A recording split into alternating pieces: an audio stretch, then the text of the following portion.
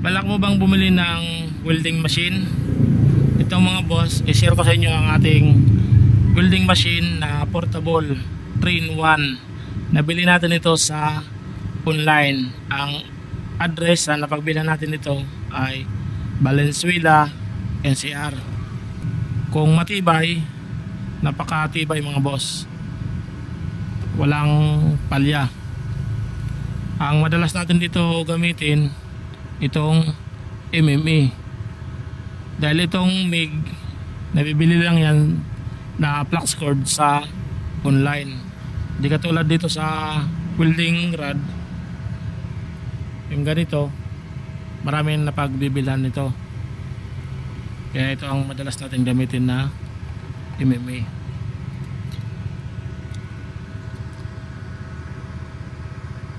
Itong TIG, ginagamitan naman ito ng gas. Yung MIG, flux cord. Yung MMA, welding rod. Kapag MIG ang gagamitin ito, flux cord, isisit mo siya sa MIG. Diba, nakaganyan, lagay mo siya sa MIG. At ito naman yung kapal ng wire. Bale, dalawang klase na wire ang pwede gamitin na flux cord, 0.9 at 1.0. Ito manual at synergic. Kapag inilagay mo ito dito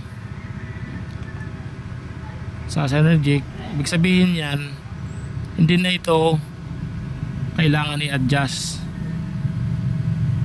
dahil naka semi automatic na siya. Dito na lang ay adjust mo na lang yung amperes. Yeah. Kapag flux cord, 80 to 110 amperes, pero nakadepende pa rin yun sa iyong weldingin. Kung manual naman, i-press mo ito, ay nakailaw, manual, saka mo na ito magagamit. Bali, nagdedepende na yan sa bilis ng nagwe-welding. Ito yung sa bilis ng labas ng wire, at ito naman sa mas mabilis malusaw ang wire, yung flux cord. Bali, kapag nakaganyan, mas mabilis siya malusaw, kaya ina-adjust yan yung dalawa, ito sa ito. Pero pwede rin magamit yung manual. Ito, ilagay mo lang sa 0. Pwede mo na yan magamit sa manual. Pero thorough testing mo pa rin kung alin ang mas maganda, kung nakapaganyan o kaya nakagitna. Bale, yung dalawa na yan ang ina-adjust. Hindi katulad sa semi-automatic na ito lang, amperes lang i-adjust mo. Kaya mayroon siyang ganito, minus, o yan, minus at plus. Ayan. Sanayan lang sa paggamit nito, dahil binabalance lang yan. Ngayon, ang gamitin naman natin dito itong MMA, dahil sa TIG walang gas, wala tayong gas. MMA lang, welding rod.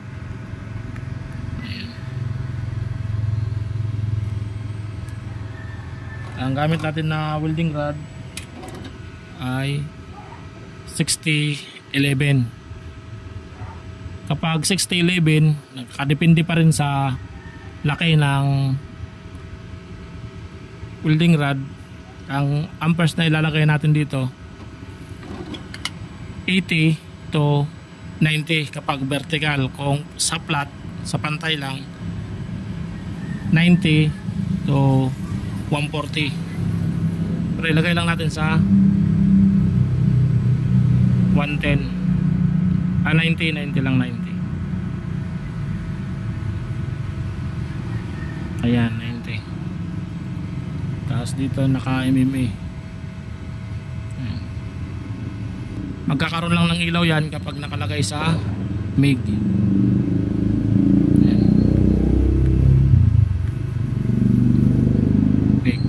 Wire, yung kapal ng wire,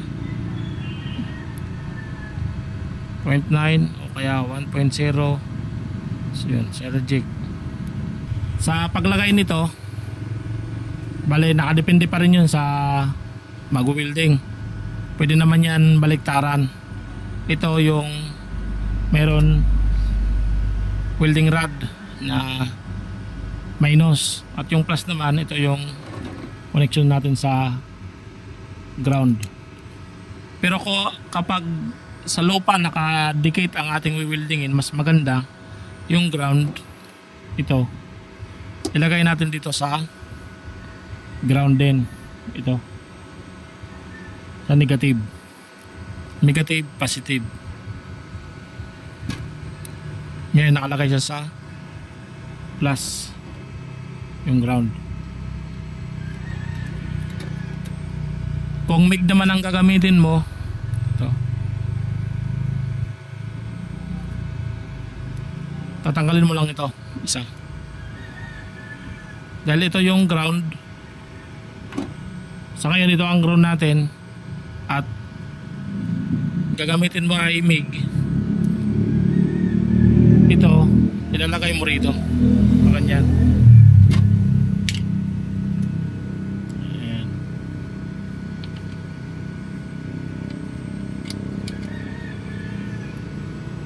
At ito na yung ground, at ito naman ang pinaka positive, yung may flux cord, ganyan. Dito lagi ito ilalagay kapag ito dito lagi ito kapag MIG. Tapos ganyan ilalagay mo siya sa MIG, at pili ka na lang kung Sergic o manual. Yan, tanggalin mo natin dahil mag-welding tayo sa MMA. Pwede yan mga boss sa stainless, sa manipis o makapal na weldingin. Kung manipis ang iyong weldingin, mas maganda ito ng MIG ang gamitin pag manipis ang weldingin. Mga boss, meron ditong bakal na kalawangin na, pero medyo makapal. Ayan, i-testing natin.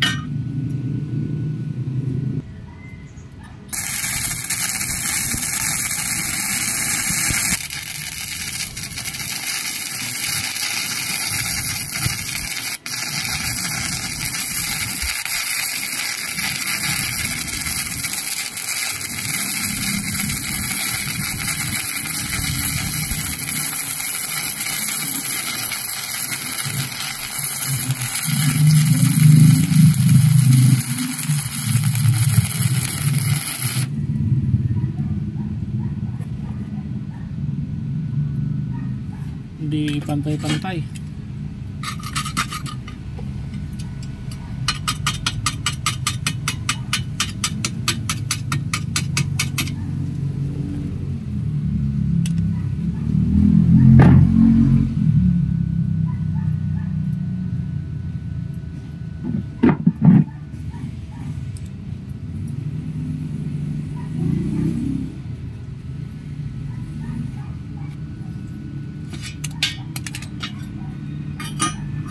Ayan, 90 amperes.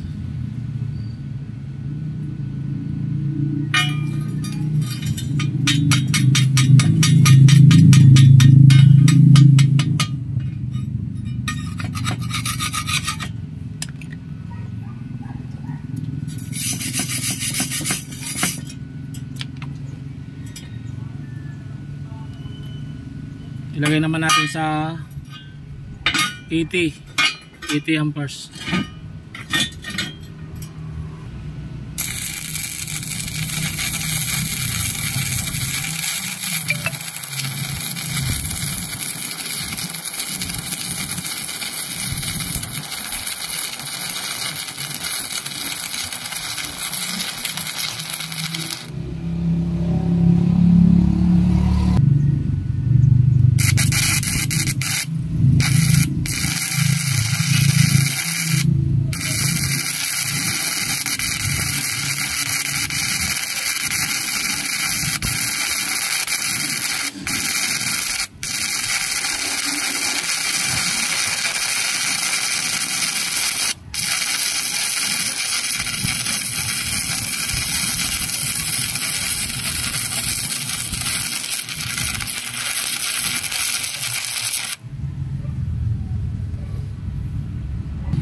itsura lang na welding.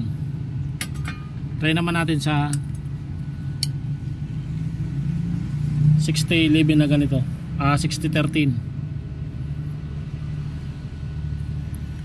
Ang inilagay natin na amperes 80.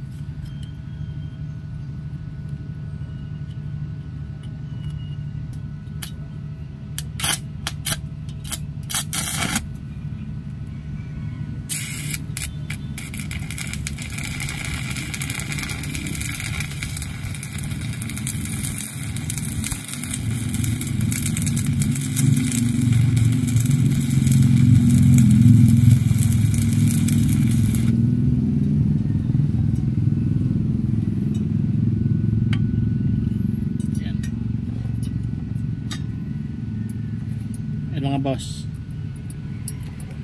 80 amperes na 6013 ito.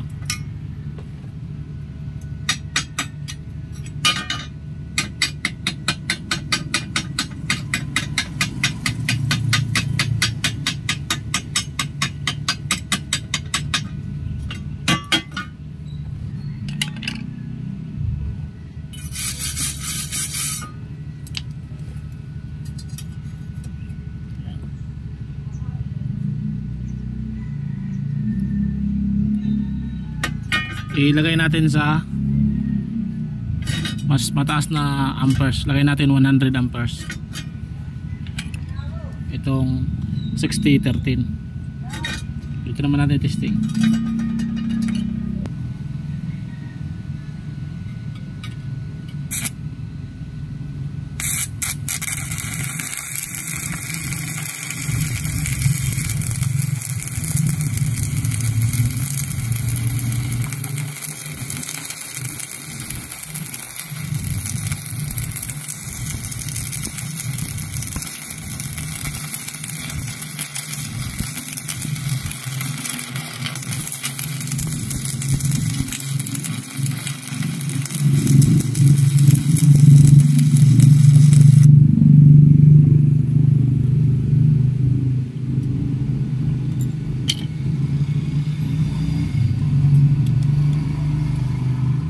Mga boss, 100 amperes na 6013.